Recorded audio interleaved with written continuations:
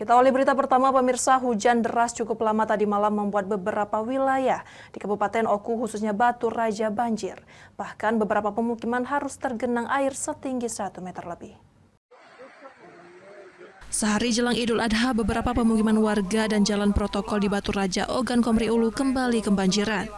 Hal itu disebabkan hujan deras yang melanda Batu Raja dan sekitarnya pada tadi malam. Selain itu diduga akibat buruknya beberapa drainase dan banyaknya pengembang perumahan hingga resapan air berkurang. Dampaknya warga harus berjibaku menyelamatkan barang-barang berharga mereka lantaran direndam banjir.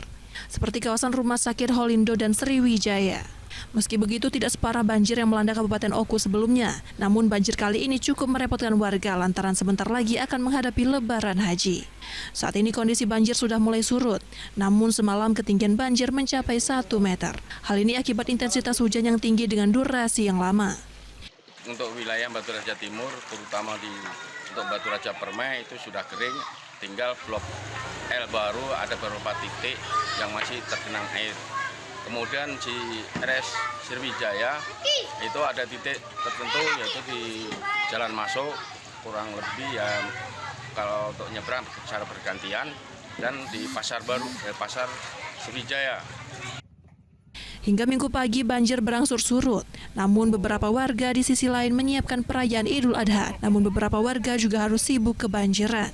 Dari Ogan Komri Ulu, Widori Agustino, iNews melaporkan.